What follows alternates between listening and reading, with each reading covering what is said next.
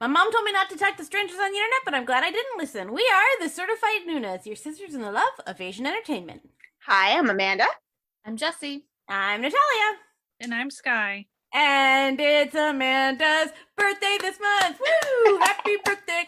Congratulations! Congratulations! If you're a new listener to the podcast, you might not be aware that every time it is our birthday month, since we all have different birthdays, whoever birthday month it is gets to pick one episode for whatever they want to be the episode about. So for one episode, you get to pick. And this month, since it's Amanda's birthday, then September, happy birthday, she has decided that we are going to talk about DPR Ian. And also, I assume we will touch on the rest of the DPR crew, because they're kind of a connected sort they're of kind of thing. they kind of do their thing. So one comes likely with the other, package deal situation. So yeah, we're going to talk about that today. So Amanda, take it away. Tell us all we need to know about DPR Ian. Well, for starters, we're almost birthday twins. So because he's in Korea, we'll technically be celebrating our birthdays at the same time. Ooh, because, exciting. Right? So his birthday is September 6th, which also completely unplanned is the day that this podcast episode will drop. So happy birthday, sir. Planned it. That's right. And by completely unplanned, we mean completely planned because we definitely knew that.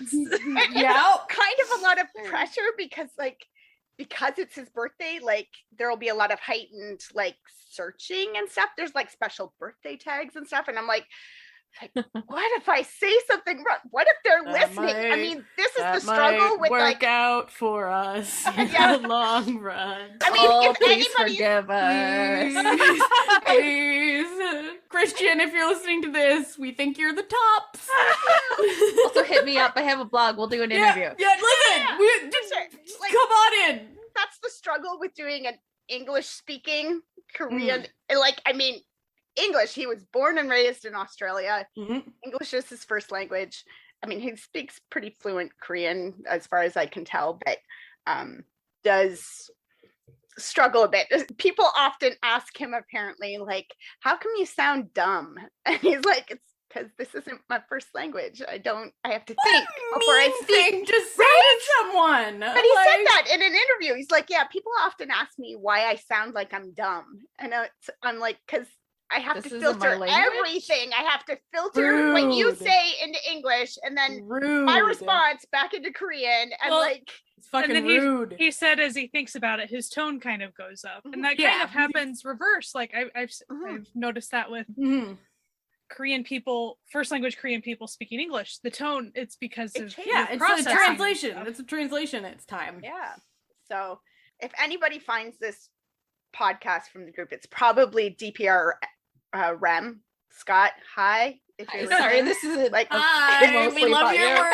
We think you're great. Hit us up. We can chat.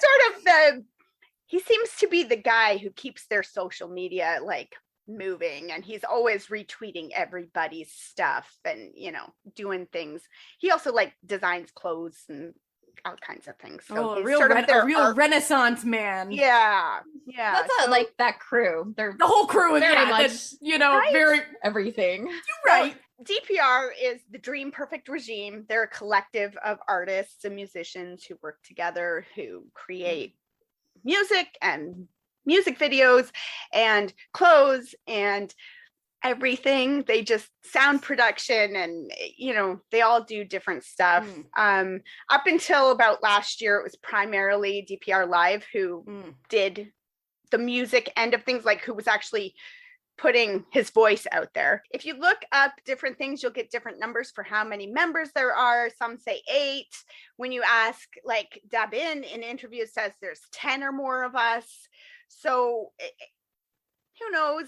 There's sort of 5 central members, and Ian and Live are kind of the main 2 who came together and started the ball rolling. And then there's sort of DPR Cream, DPR Rem, and oh my goodness, I'm forgetting somebody. Klein, DPR Klein.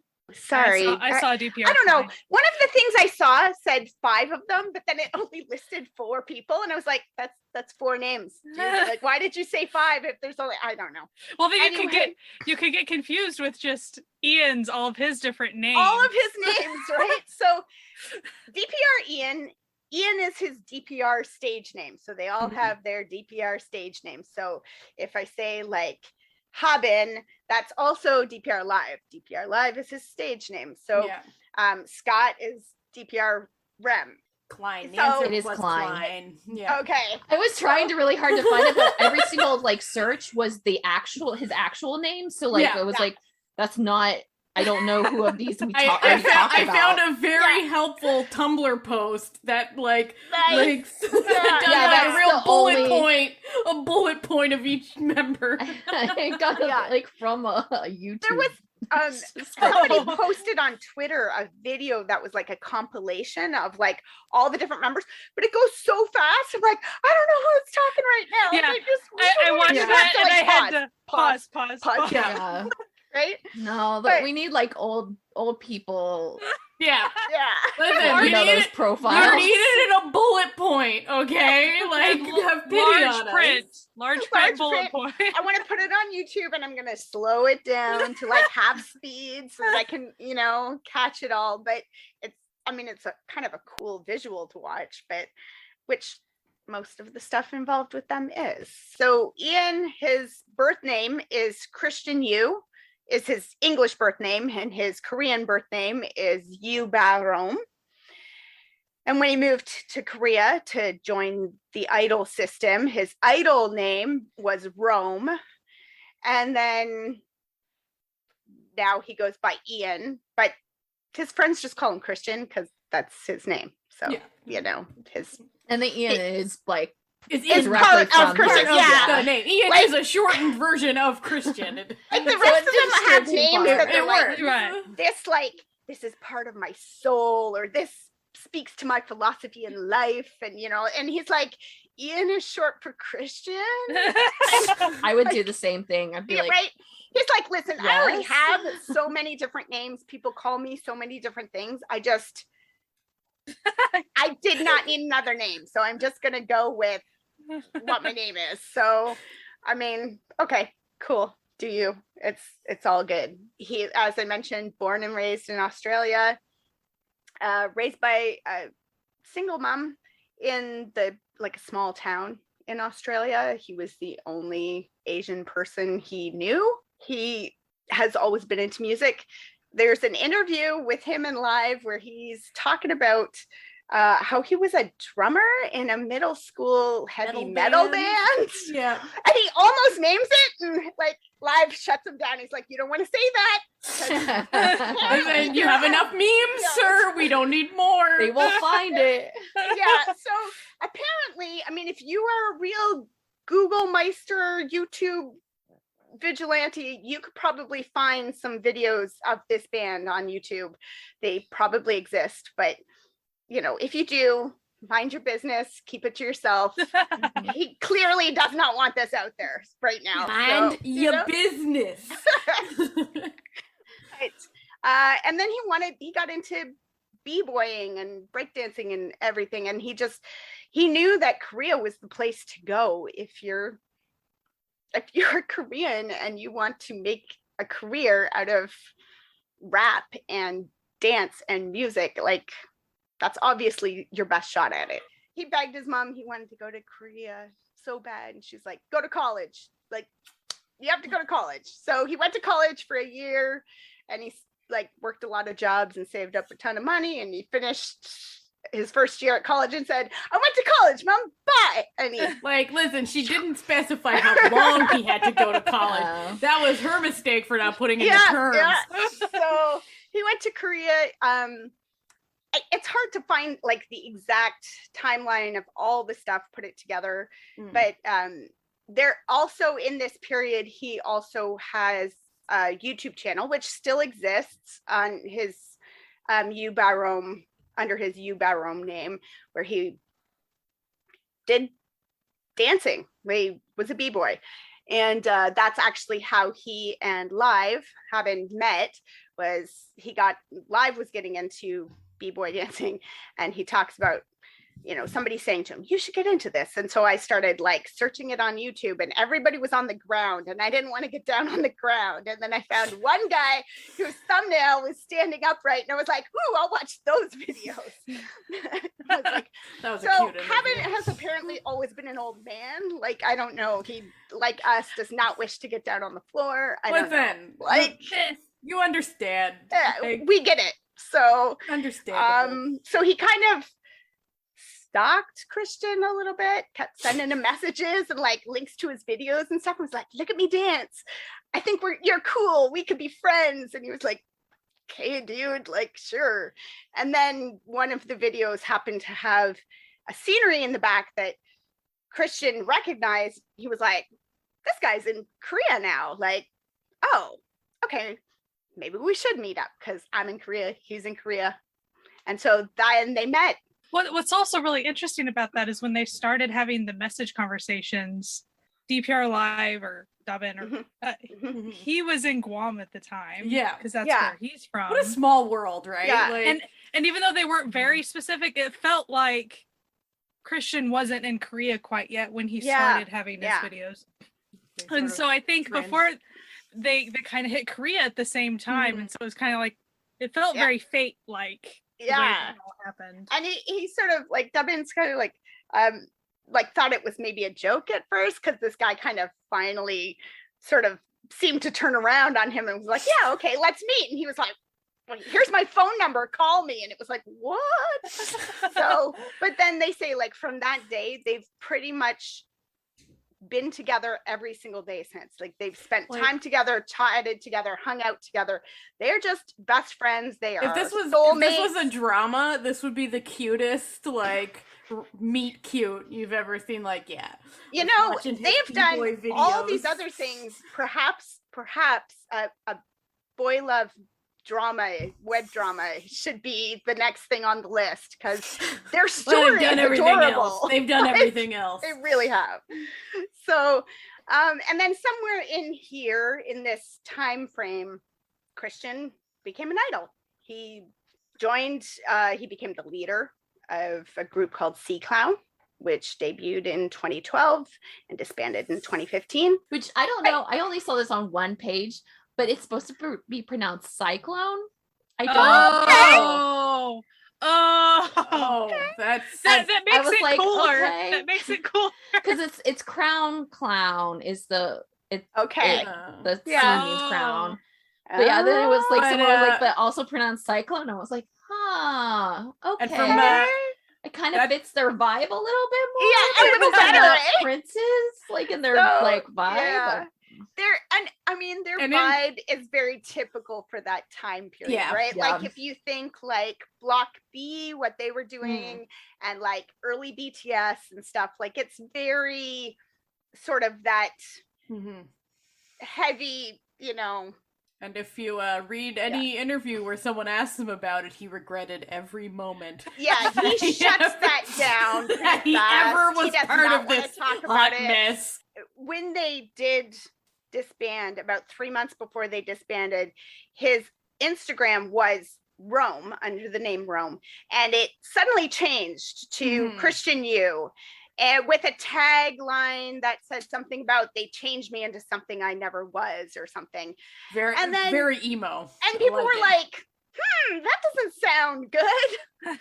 Methinks that perhaps this K-pop group is not long for the world. Sadly, yes. Or not so sadly, because, you know, they disbanded, and well, I probably, if I had been into K-pop back at the time, I probably would listen to them. Like, the sound is cool.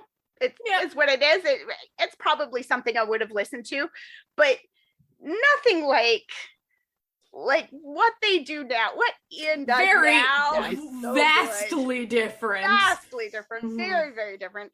And you can see how somebody who is so artistic and has so much vision, like he directs videos for lots of other artists. He's directed videos for Minnow and Bobby, the Brave Girls, he did one of their old videos.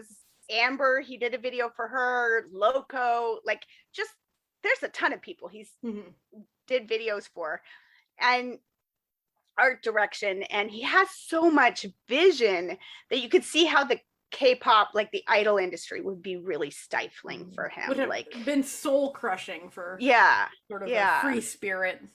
Well, and they were pretty upfront with, like, back then when he was in the K-pop industry, they specifically brought up the term slave contracts and stuff, and how it was bad situation with all that too, as far as the debt and things that he had to deal with, even in order to get out of that, it sounded like. And it's interesting. I mean, they go into it a little bit in one of the written interviews. And so, doesn't sound like he had a good time with that. No, it seemed like he was struggling and suffering. Yeah, but I mean, like, also, if you just, like, watch him now and just watch him then, it's not his style, like, drastically. Yeah. Like, even though he's, like, does rap in Cyclone, it's not the same, like, at all. So, like, you can really tell. Like, not to say that you can't do both and, like, have done both, but, like, you could just tell, like, it just seemed weird, like, knowing him now and only knowing him these past, like, couple of years, like, knowing he was in that group, I'm like, if you didn't already know, you'd be like, now is not, like, it's not a natural progression, like, drummer in a heavy metal band to the idols that he was to what he is now. Like, if you cut the idol part out, you can kind of see, okay, drummer in a heavy metal to kind of where he is now. Sort of like it's a different sound, vibe, but he's still got that dark kind of vibe to him, and he, but that K-pop, that's a little detour. He took a wild side street for a while. Like, a lot of his, like, earlier interviews and the way he was presented as the, like, actual creative person in that whole thing, not as a musician at all too. So, like, that's also like a drastic thing.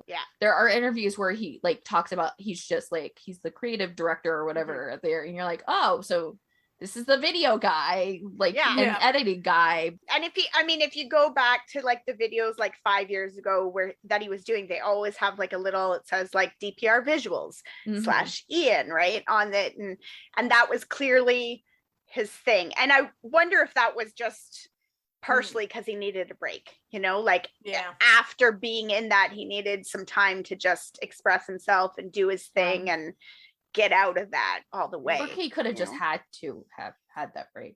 That there could also be able to be in the could have been a realm that he's in. True legal situation. Well, like, even just like a transition, if you're not going to go into anything that's like K-pop right after as a music, you're not going to get fans. So it's like, it's a good marketing and job thing to wait out, kind of like, just like, use this as your, like, grad school moment and then move on. Like, take the time and then rebrand and come back out, I'd be curious to see how many, like, to see the numbers on how many people who were big Rome fans stuck with him through all that period, and how many, maybe were fans then, and then, like, he pops up now and have no connection at all, don't even realize it's the same person, or, just be curious. They're probably very hipster fans now who are like, we got in on the ground floor, like, we've been with him since the beginning and whatever. I mean, good for you, I guess. I've been with him for 2 years, I don't know, whatever, since he released Zombie Pop, and which I love. So Zombie Pop was his first single. It was on the DPR Archive album, which has some neat stuff with it. It's mostly just instrumentals, because a lot of it is just DPR Cream doing his thing, and it's pretty wild. There's he sort of does he does a song for each member kind of thing. So there's a song called Eyes of Ian, and there's an Eyes of Live and and then to go with that, there is a sort of little mini documentary called Eyes of DPR, where Christian videos them all and talks about them. He narrates through the video, and he sort of talks about each different member and who they are, and tries to connect what they tell him to visuals that will describe that to us, the audience. And it's really pretty cool to watch. And then Cream kind of did the same thing with music. Like, he tried to make these little 1-minute instrumentals that would tell you something about. So like Eyes of Ian is a more sort of rock vibe to it compared to some of the other songs, and it's just cool. It's neat to see how they're all connected and how they do these things that connect to each other and connect all their different art together. And I think it's really cool. And they say that a lot in their interviews, that they're trying to do something different, that they're trying to show a different way to do music and to create in Korea outside of the idol system. And they also want to have their own universe with their different stories and characters and stuff. That's pretty wild. I really like the ODG channel video of Christian and Live with the little kids, and they're watching the video that came out with our college, and just like the one little girl, like she gets the symbolism, and she's like going on about like, oh, like you're saying this, and like Christian's face is just lighting up. He's like, yes, you did it. Like, this is amazing. Like, and it's so cool to see how he loves music, and he loves art, and he loves things, and he just loves stuff. Like, he loves his dog, he loves his friends. He's just he comes across in his videos very like kind of dark and sexy, and but then in his like live stuff, like he's such a goober, but like in a good way, like, and there are these compilation videos of he's horrible with like internet slang. He's really, really bad with it. And so like his fans, when he does lives, they'll try to get him to like say things and stuff. He's like, no, that's a trick. I know it.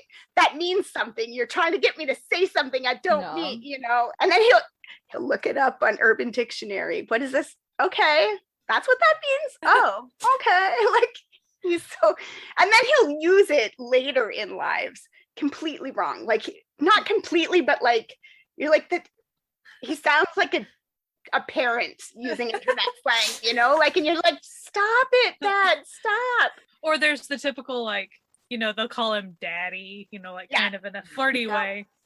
And he's like, I only have one daughter and she does not call me dad.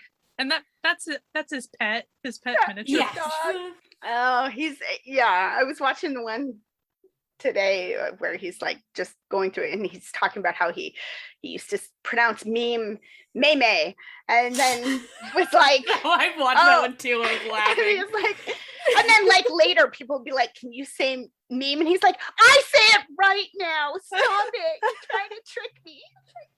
Like skinny legend and stuff, and he's just like, I don't. But then he'll use skinny for like other stuff in later lives. He's like, once he knows what it means, he's like, hey, my skinny fans and my skinny like not quite the same, sir. No, sir. It doesn't.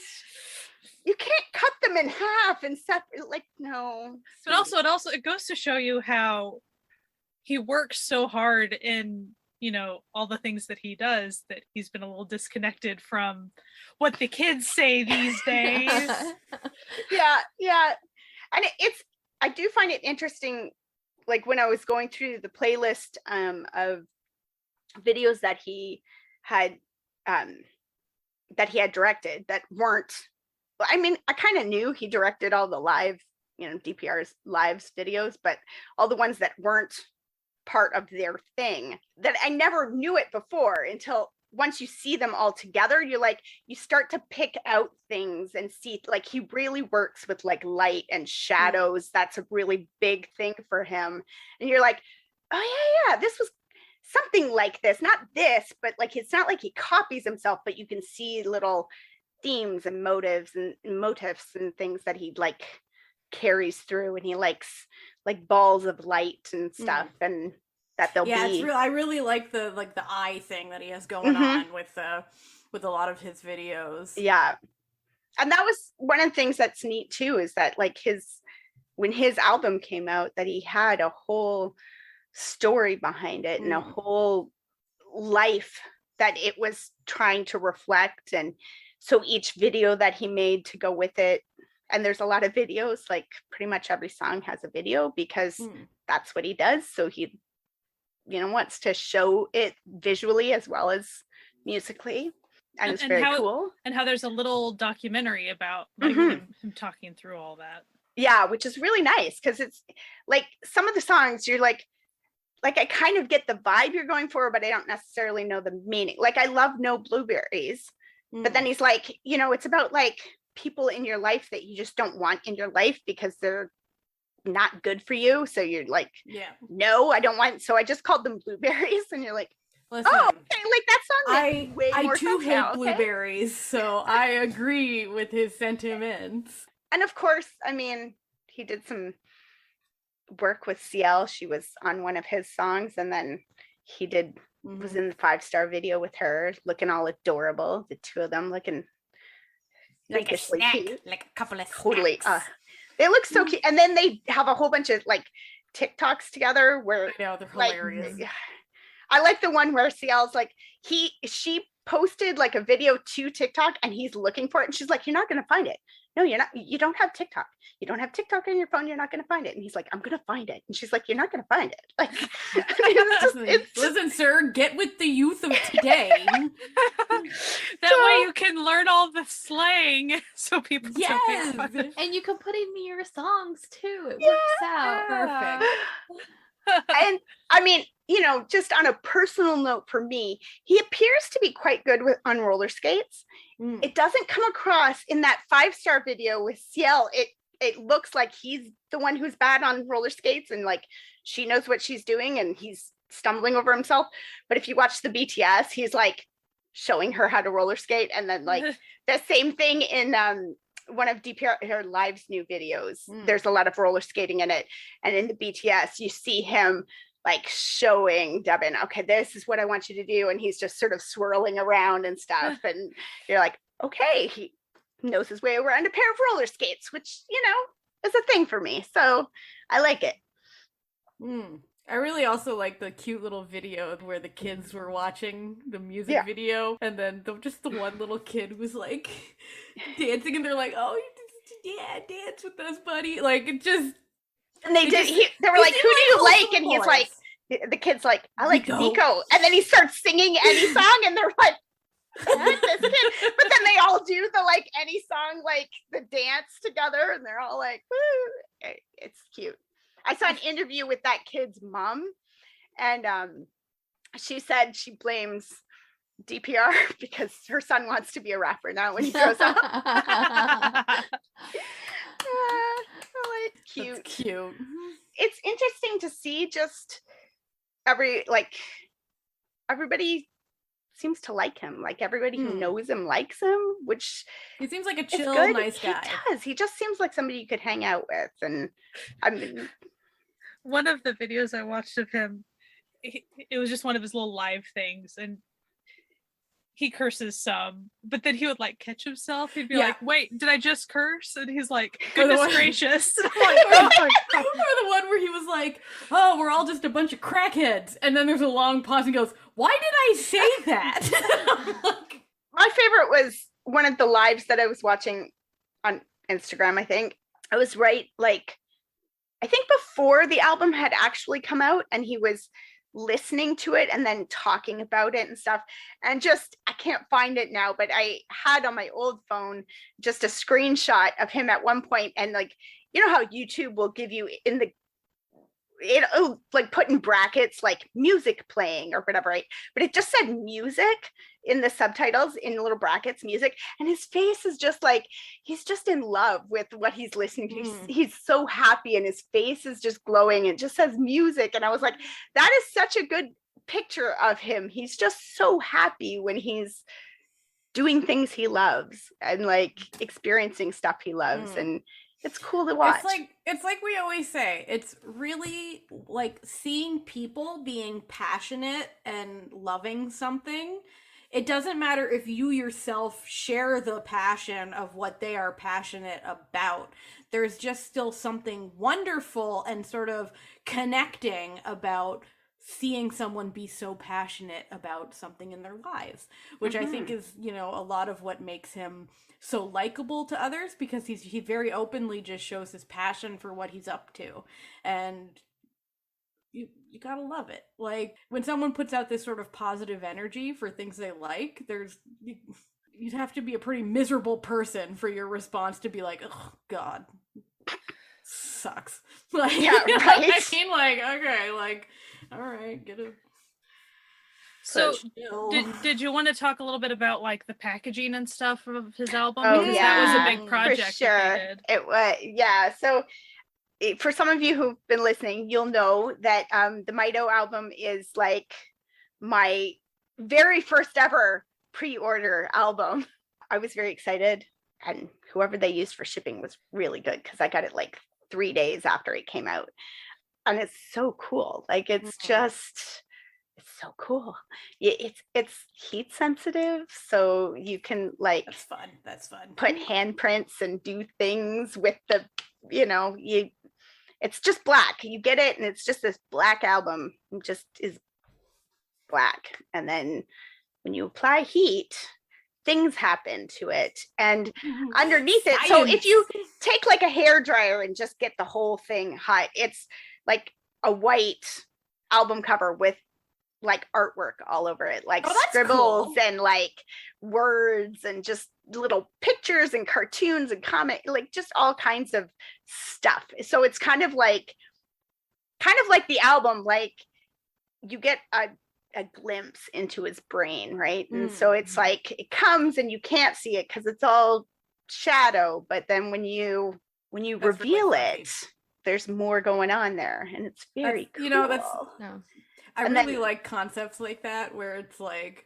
they put meaning into the actual product design, so it's like a multimedia experience for people. And as expected from him, right? Like, if he puts so much effort into having a complete package, that when he released an album, he also had a complete package with it. And then like the inside of it, I don't know where mine is. I thought I had it sitting here, but the inside of it's got like a smashed like mirror in it. But it's like I opened it, my kids freaked out. They're like, it's broken. And I'm like, every single person got one broken exactly the same way. Don't worry, it's fine. Don't worry, it was supposed to meant to be like this. So no, I mean, it doesn't. If you're a K-pop kid, there's no photo cards.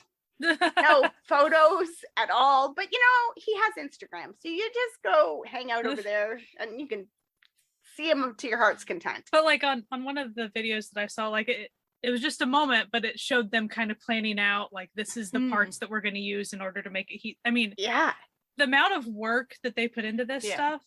And also, to clarify, they are not like some big, large backed company of some sort. It's easy to think that when you like see the quality of his video work or the quality of their music or any of that. It's easy to think, oh, they must have like funding or something. Or even that album, you know, it's like a piece of art. It's because they just work their tails off in order to make it happen exactly like they picture it. And so it's so much more meaningful and like worth more, even though, you know, you're probably not even paying more than your typical other K-pop album that's completely mass produced. And like, if you look at like the videos and everything they come up with, there's no like indication when you're watching them that these are, you know, made without a budget. Because what's great is sort of they make up the distance that other, you know, groups can use money to make by being creative with it. But there's a certain freedom artistically from not having, you know, financial backers, because you don't have anyone up in your business, and you can make what, you know, what you want. One of the things that I think is cool about them sort of all being individuals but connected together and stuff is that they're all doing their own social media, but they're also looking out for each other's social media and stuff too. So like I had said at the beginning, like DPR Scott, he's all over the internet. He's keeping his finger on the pulse. He interacts with fan accounts and stuff. Somebody tweeted the other day a really sad video. She got DPR Live's new album, Ike Cool, and there was no album in it. Like, she opened it and there was no CD, and she was just like heartbroken. She's like, no blame to the guys, because I know this is like a production thing. This is like, I know the guys are not like burning the CDs and like packaging this themselves, right? So like, I'm not mad, but like, it was pretty disappointing to be doing my unboxing and there's no CD in my box. Right? You're like, listen, they do a lot of things themselves, but they don't do everything themselves. Scott saw it and immediately was like, DM me. Like, let's make this right. They take it seriously. This is their business, and they take every aspect of it in their own hands. They have the reins of this, and they're serious about it. And I think that's really cool. Like, it's not, you know, some stuff you're like, you tweet something about how you're disappointed about, I don't know, let's just pull out of our hat here, Vicky. And what you're going to get is, oh, you're going to get the standard tweets, right? Yeah. The like, oh, you know, we have volunteer subbers, or whatever, right? And it's like, because the social media person has no stake in the claim, right? Like, they don't care. Like, it's not their livelihood at risk. And for these guys, they do. They don't want bad press. They don't want, you know, they take their reputation seriously and they take control of it. And I think that's a good thing. So, and they do seem to be getting, like, as far as backing goes, in the last, like, maybe year or so, they've started to get, I don't know if just more popular or if Christians' direction and stuff has started to gain some momentum in Korea. But like, they did a Nike commercial last year. So that's up on the, like, the DPR YouTube channel. And like, even Adobe. So like, the Adobe ad was fun. Put out his video for Zombie Pop. It was a sponsored Adobe video where he like went out and traveled and used, you know, Adobe to like make his video kind of thing, used all their like softwares and stuff. So like, that's one of those things that he got to make a really cool, funky video that shows off his personality and who he is, but also work the business end of things a little bit too, right? Like, it didn't all come out of his pocket to do it. He got somebody else, you know, hey, I'd like to do a video where I travel around and take a lot of stuff. I could make it real cool and you can pay for it. And they were like, hey, okay, cool. We'll do that. So, all right. I mean, good for you. Occasionally you gotta take that corporate gig, you know, to pay for the fun stuff. I get it. Like, at least they still get to sort of have fun with the corporate stuff, right? Yeah. And presumably he gets, you know, paid when he's directing videos for other artists and other acts and stuff. So I would hope that, you know, YG coughed up some money for him to direct Poppy and Mino's music videos. But you know,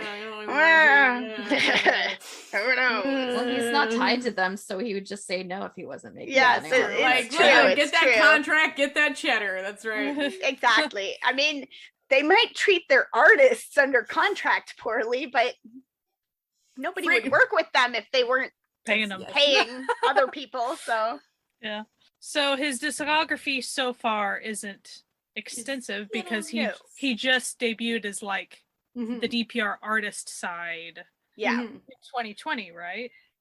So the Zombie Pop album came out, and the DPR archive album that has Zombie Pop on it, and that was 2020. So he released So Beautiful and No Blueberries as singles. And then this year released Mood Swings in This Order, or Mito. I always said Mito, but then I heard him say it Mito, and I was like, oh, okay, cool.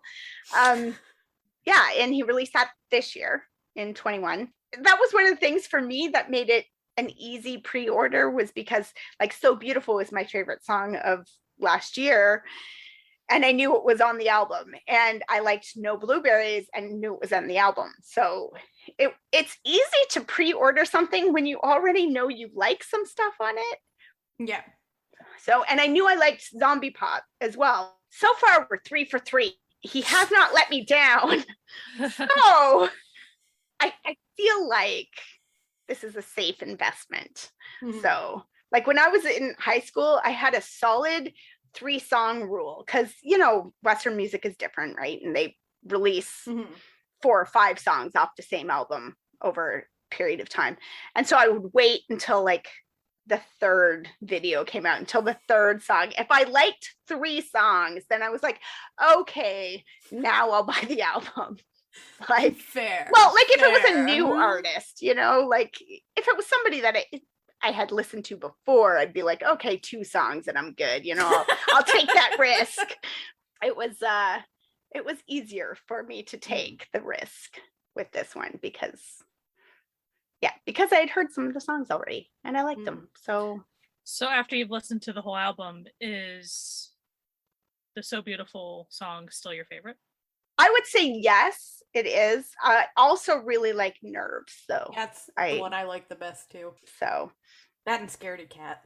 Scaredy Cat's good too. Like they're all good. I like all the songs, and I like that they all have different vibes and meaning and stuff going on with it. Like I like when he's interviewed about No Blueberries, and he's like, I was just really angry, and like now I don't really remember what I was so angry about, but I was just in a place where I was really, really angry, and so I put that in a song. And you're like, okay, like chill. All right, cool. Like I don't know, it's interesting to see him talk about being so angry because he just doesn't have that vibe of like, I mean, I know everybody can get angry, but you know, some people who give off angry vibes, like they seem like they could turn on you fast, and he doesn't really have that, I don't think. So something worth mentioning, I think, is through this album and stuff, he discusses mental health and the fact that he has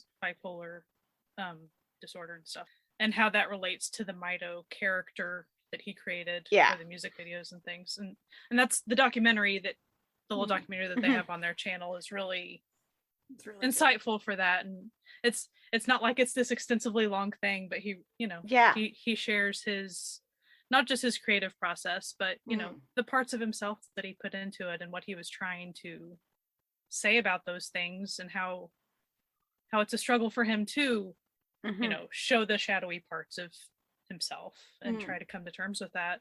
And so I think all the stories and all of the songs are pretty neat too. Yeah, it is. It get that window into his soul kind of thing out of it.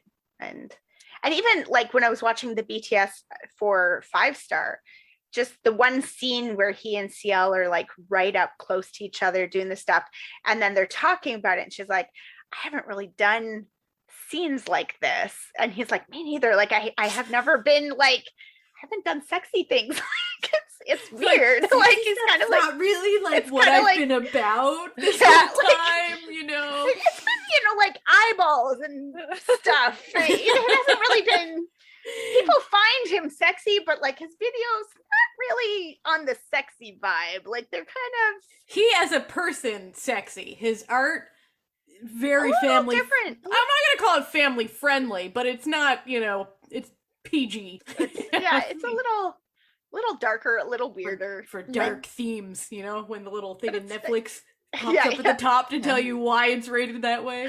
I would say it's like more like not PG because someone who's younger or is not wouldn't get anything on it. Like, so they'd be bored out of their minds, or like what is this, and kind of walk away.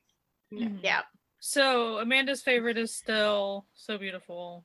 Well, So Beautiful and Zombie Pop. My 17-year-old told me I had to say So Beautiful. So Beautiful for her, but probably Zombie Pop for me. So, she has good taste. She walked through and I was listening to my playlist, and she was like, she goes, you know, when you're on the podcast and you have to say which song is your favorite, you should say this one because it's really good. So, okay, there you go. And then Natalia said that Nerves was her favorite. Love it. I think it's a vibe. How also love the music video too. Sorry, this chef's kiss. How about you, Jessie? So Beautiful is definitely my favorite. I kind of wish he was like getting more into So Beautiful and passed into like rock, because I think he could do some really good like grunge, but he's too much into the rap side that I think he kind of strays back into the kind of like going back to his roots. Yeah, you know? I also really like the intro thing he's got going on. Oh yeah, it's super kind of like theatrical in a way. So I really respect when those are tied, not just as a, because sometimes those are used, and it's a completely a fine and acceptable thing. I'm not saying that, but they're used more of like a what how should I explain it? Like a condensed version of the instrumental that you'll hear in a lot of the songs. Yeah, like just like the Cliff Notes version. It feels like a teaser kind of. Yeah, which is like totally acceptable and totally fine, and I think it has like total merit in like songs. But I think when like it becomes its own thing, even though it's only like the 30 seconds to a minute long, I think there's there's something special about that. And he talks about it too in that documentary about why he chose it in that like stuff that he does. So yeah, but So Beautiful is it was on the top list last year. Like the second I heard it, I was like, okay, this is it. Click. Perfect. I'm pretty sure the only reason that I saw like DPR existing on the sidelines of my, like, I really didn't, I didn't know much, but then I heard more about it because Jessie and Amanda were talking about So Beautiful so much. They're like, this music video and this song, I'm like, oh, okay, like, so then I and more as like, DPREAD is a person who exists, and this is what he does. Like, okay. See, like, I'm in this unique like position where like most of the stuff that they do, I'm not like, it's just not my thing. So I actually like knew about them and heard about them because there is a group of like the English speakers in Korea that like I just follow a lot of those people. And so like one of the first times I like heard about them was through Ashley from Ladies Code, because she's had them on like blogs before, like just like randomly. So I like knew of them as like just other people in the world. I mean, like I probably did definitely know their songs and that sort of thing, but as a conscious thing, they were just like people in these vlogs. And then Ian's also in another person's vlog that I kind of watched, Joan. She used to do like a vlog every day. I don't know if she's still doing that project. She now has one of the shows on Dive Studios, but like a while ago I was watching her, and he's on there a couple of times. There's like one where she takes him to get a manicure, and like that was, and so like I knew of these people just like as people in the industry, because obviously, because especially with Ashley, she's part of the industry, so I just didn't know of them. So but like since I followed everybody when they talked about it, like the music video was released, I like checked it out because of that, because I was following their Twitter accounts, and I was like, oh, this is the song So Beautiful right here. This is it.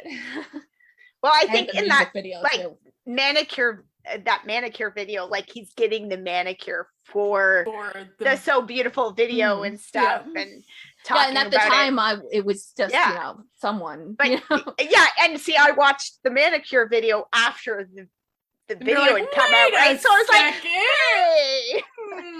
I mean, like I even did that with the little kids thing. I watched that before, like really knowing anything about I watched that. I had watched that one before too, because I like the channel because it's cute. I really like the it had just been like, I don't know, Brown Eyed Girls or something was on it, like, so I was just like a keep on going type thing, and just now look at us doing a whole episode on it. I'm gonna be honest, like the DPR, like I think they're very talented. Most of the music they come up with, it's not really I enjoy it, but it's not really what I would immediately pick first off. Like if I was gonna be like, what am I gonna listen to today?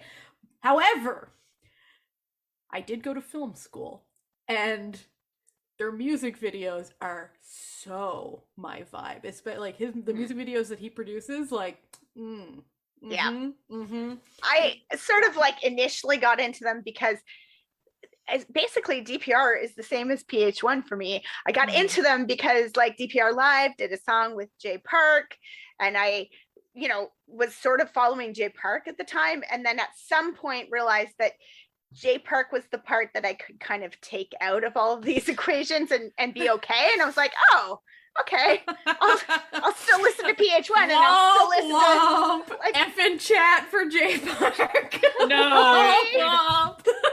Sorry, Jay. I mean, some of Jay's stuff I quite like, but in general, for a while, like that was all there was DPR Live.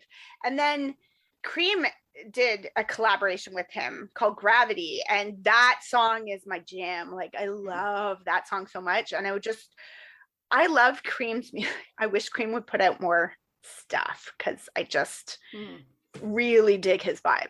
Like I don't know how because I was already following Ian, like I was already following him before So Beautiful came out. So I don't really know how or why, like if it was just that I found him in videos with Live or what happened, but I knew, like I was looking forward to the song coming out before it came out. It doesn't matter how it happened. All that matters is it happened, and it, his art has brought you joy. For sure. Love to see it. You love to see it. Today I just found out that DPR Live and Ian have a song called something in Diamonds. It's the main track on the new Shang-Chi Marvel movie. Yeah, I looked at that like lineup, and like there's some really great artists. Like Nikki, she's 88 Rising. Yeah, like there's a lot of 88 Rising on there. I think so. Yeah, it looks like a wild She's soundtrack. super great. And then Cashie, who I like talked about like I love Cashie. a while ago. Yeah. He's great, and he's on it too. And Cashie's like fairly not like well known in terms of like who's on that list. And so it was really exciting to see him on that list. Zion T is on there, and Rich Brian, and it's bangers. It's bangers, a lot of them. Even Simu, the actor, has a track on there. He's got a song on there. So I'm curious to see that. Like that's, exciting. So, but I'm like really they've pumped been for kind this of movie too. Like hinting at it for about a week. Yeah. Like Rem posted something about, like, Disney posted that the movie was coming out, and he just like kind of quote tweeted it with like eyeballs kind of thing. And everybody's like, what are you saying? Or what's going on here? What's going on here? And then it was like, it's coming out tonight at midnight. And it was like, yeah. And it was like, really, at midnight? Like, you couldn't just drop it a few hours early so we could like listen to it before we recorded? Well, here's the worst part about it. I follow someone who it already was past midnight, like the middle of the day today. So she was posting links to all the Spotify things that she couldn't listen to. I was like, rude. Such a life of an international fan, I guess. And actually, like, speaking of the movie though, I'm really annoyed because this was like the one movie that they were putting out that I was like, yeah, I think maybe I'll pay the premium prices to like see it on Disney Plus. Like, and then they're like, it's not gonna be on Disney Plus until, and I'm like, you I know. I was like, okay, I might risk it. I'm gonna go to the theater. And then my sister bought a block of tickets for tonight and had an extra ticket. She's like, you want to go? And I was like, I'm recording tonight, so no. And then she says, asked about my daughter because she knew she was busy working all weekend. Well, does she want to go? I said, she's working. She can't. Oh, she goes, and then she asked about my son. Is he busy? And I was like, no, he's free. And she goes, great. Then he can babysit my younger one and I'll take my older one. Oh, that's rough.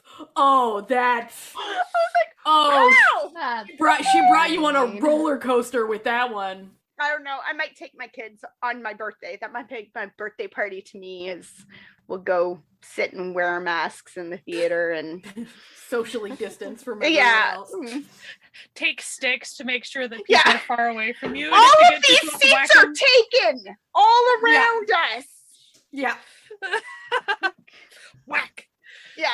some weird cosplay thing with a like on my head that has sticks out back and sticks out like don't sit here. Like, my husband showed me a picture of it was just I think early on in pandemic times, an older gentleman that made this hat with pool noodles on it. Yes. That's what I'll do. Perfect. So just to mention, my favorite song is Welcome to the Show. Nice. It's a good one. Yep. Welcome to the Show is actually really great. Yeah. I really just loved it. I mean, all of the songs are really, really good. It's a really solid album. So. It is. Yeah, it really is. It is. Like, it's just, people talk about no skips, and it's kind of, it is a no skip, but also not a no skip because every song is good, but not every song is going to be what you're in the mood for now. Yeah, like, right? So sometimes you're going to be like, vibes. Not today. You need to match to your mood sort of situation. Which, well, it's kind of the point. And even, I think he wrote, it was in one of the written interviews when he was talking about the most difficult thing for him to record so far or to work on was Welcome to the Show. I guess the creation of the song, he said he had to be down for it. And he wasn't done with the song and he had to wait again to be, and that he just really had to be in that headspace in order to make that song. And so again, it's really neat to go read all of his insight into things, because I think it does bring a lot more I mean, without knowing those things, great songs, all that, but I think it's very worthwhile to go look at his interviews and stuff, because I think it does add, he brings so much value to his songs by sharing even more backstory to them. Yeah. So Christian, if we're listening, we appreciate your dedication to your art, and good job. Yeah, and we really respect everything you guys are doing over there. Like, even though it's not like my brand of music, I still like am a huge fan of what they're creating. Yeah, like artistically, and just like even in a kind of like a, I don't know, business way. I think that's like a really cool I feel like being a collective of friends creating art together, and it also feels like a very ethical, sustainable way to have business together. And it's like different because, like, people do that here in different like fields. Like there are a lot of like authors who will like kind of like come together and rent out spaces so that they can be writing in the same room as someone and kind of have like bouncing off ideas if they need to. But I think there's like or like painters having a shared studio and stuff. And like I think that like they take it a little bit further because it's intentionally cooperative so that they're working together with stuff, but they also have the freedom to go out and do other things, and also bring in other people, or one person goes to another person. So there's like this like flexibility that you don't get in like a normal management group or anything like that. So I think that's like a really cool thing, and I think it breeds a lot of like this really great artistic stuff that we're seeing, and I really like things that do that, like I think it's like it's sort of like the best way to foster sort of a freedom of creativity, but like a safety and sort of you have people who will help you even if what you're doing is like way out there. And also, you just you have to, because it's like you have to figure out how to make this like a self-sustaining thing. So like art isn't made in a vacuum. So but also, as the podcast communist, I do love seeing a group of comrades forming a collective to, fight against traditional capitalistic systems to keep their art going. You get the double thumbs up from old Natalia. I think it's also cool how when they're creating their songs and stuff, they said like anytime any of them, kind of want to share a song that they're thinking of, they don't know if they want it to be a single or on an album or what they're thinking for it, they all come together and like share their thoughts on it and they say it kind of as a family, and that's how we have that family vibe of. I love it. So even though they have different styles and different things they're always working on, they always like creatively boost each other and then give them the best idea. You get the best ideas of everybody all the time. Yeah, and it's like, you know, in the industry there is songwriting camps and people coming together to write stuff, but I think it like takes it a bit further when it's like a constant songwriting camp, or that like kind of, it's not just like a week or two long intensive thing, which is still like a really great thing, but like when you're constantly being able to do that with in the same people that you are also kind of like you feel like connected with and feel safe with, I think that just like it helps too, because it's just like you don't have to also be on your guard about like other things that like you're just going to be because you're a human, and you know, you think about these, even if they're like trivial things, you still think about them. But you know, when you have like kind of like a safe space to do it, it breeds a lot of like really great creative like thinking and different things I feel to do. Like Ian like exposed so much of himself on his album that would be really hard to do in a normal sort of corporate management type setting. But he clearly feels safe enough with the rest of DPR that he is capable of saying, this is what I want to do. And they are all loving enough and supportive enough to back him up in that. But also to maybe tweak things for him, or like even to, you know, if I imagine if he got stuck in a place, these are people who know him well enough that they could be like, I know exactly, you know how you have that friend that you can go, you know that place that we did that thing that one time, and they know exactly what you're talking about, and where you could see that these guys would have like, I have a picture in my head and I want it to be kind of like this, but not, and they would know each other well enough that they can say, help them get it there. And right? There's also the added benefit that since they're not in sort of a shareholder capitalistic corporate setting creating art, if they do something that wouldn't be considered like, you know, marketable, as it were, that doesn't get shot down. You know what I mean? Like, it doesn't become a side project that no one ever hears, because this is the place to do those sorts of projects. Because, you know, nothing says death of creativity like having to put a $sign on everything someone creates. So the fact that this is sort of like outside of that system fosters a much wider lens that people can apply to what, you know, their creation, which is fantastic. Need more of it. I do think one thing that we didn't mention was they did tour a little bit prior to the panorama. The Panzerati. The Global Pineapple Express before that. I don't remember how many stops but I mean, they did tour some, and they had some concerts even over here in the States. Feel like I read that they were coming again. I think some of them are going to be in LA. They're going to be in LA sometime this year, I think.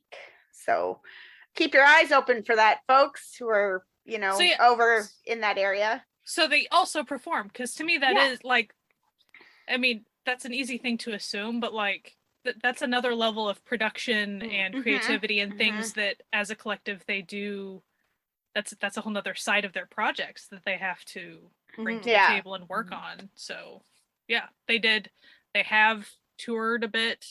I think they called it a world tour at the time, so I don't know how many stops or anything that they had, but like, listen, the definition of world tour is very movable. It's like 3 different countries, okay? Like, if you go to like 2 continents, that's a world tour technically. We were on both sides of the world. We bookended, and the entire world was in between us. So it's like when they call it a North American tour, but the only Canadian city they hit is Toronto. Like, it's loosely North American, you know. Usually they hit Vancouver too, right? Like they usually again bookend Canada with Vancouver and Toronto, right? Well, see, their true bookend would be Vancouver and then Halifax. But we don't count anything past Montreal. Don't worry about it. Well, even for the States, it's often like, well, we hit New York and LA, and that's all you're getting. Yeah. Chicago. New York, LA, Chicago if you're lucky. Maybe Atlanta if they're feeling wild. You know? and like a sprinkle of Denver, because somehow, some way, there is this massive community of K-pop people that are just living there. And I don't know how this happened. The mecca, the K-pop mecca It's of so Denver. weird, because I know of at least 3 people that are in 3 separate groups living in that area. They don't interact with each other except for like maybe they'll show up at the same event, but they don't actually interact with each other. And it's somehow like that's what they have there. I'm like, maybe I moved there. I wonder what the theater looks like in Denver. Well, they have the Denver Center. As far as I know, they're not hiring right now. You're like, listen, I may or may not have looked into it already. I always look. Are you kidding me? I have nothing else to do. DPR and DPREAD, check them out. Yes, please do. They're fantastic. If you're checking them out, like, listening to their music is great, but watch their music videos. I know this sounds crazy coming from me because I don't really watch that many music videos, but watch their music videos. That's part of the experience with DPR. Yeah. They're very into visual art and stuff. I mean, yeah. Obvious. Yeah. Yeah. So anyway, this has been Amanda's birthday episode, and also Christian Yu's birthday episode. Happy birthday, Christian! Birthday, Christian! We hope you enjoyed this tribute to your work, and we hope you have a fantastic birthday, I guess. Anyway, thank you for listening to our podcast, The Certified Noonas. We hope you enjoyed this episode. If you want to listen to more, we're wherever podcasts can be found, but if you need links and time codes and just, that sort of thing, you'll have to go to certifiednoonas.com, our website, where you can find all of that good information for every single episode that we have ever done, and there are a lot of them. We've been at this for a while. Yeah. Anyway, if you also would like to support our podcast and the efforts that we go to just talk about stuff that we're passionate about, i.e. Asian entertainment, you can go to patreon.com/certifiednoonas to become part of the Certified Found family. We have a lot of fun over there. We have movie nights. We have, phone backgrounds you can download. We have special little things that we cut out of episodes that are just, little cheeky little things we put up there for you. That's, the spicy good stuff. No, the spicy. It's not that spicy, well, but it is fun. And sometimes there's Noonas After Dark. Oh, the Noonas After Dark. That's where the real spiciness comes. No, we're kidding. And we're making it sound like we have like an OnlyFans account. No, we don't. It's all good. It's all good, clean fun. It's there's nothing nasty. Anyway, if you want to support us, we really appreciate it. If you don't have the money to support us, that's great. Just keep listening to us, and maybe send our podcast to a friend you think might enjoy listening to it, or leave us a review on Apple iTunes, because that Apple Podcast is the place that reviews are a thing. Anyway, we hope you have a fantastic week. You stay safe in the Pineapple Express. Keep wearing a mask, keep washing your hands, get vaccinated if you can, and have a fantastic week, and keep enjoying Asian entertainment, and wish Christian Yu, aka DPREAD, a happy birthday today. And Amanda. But tell them about our podcast. I don't know. Maybe we can work something. Maybe you can make us a video. I'm kidding. We don't need that energy. Anyway, have a fantastic week and keep enjoying Asian entertainment. Bye. Bye.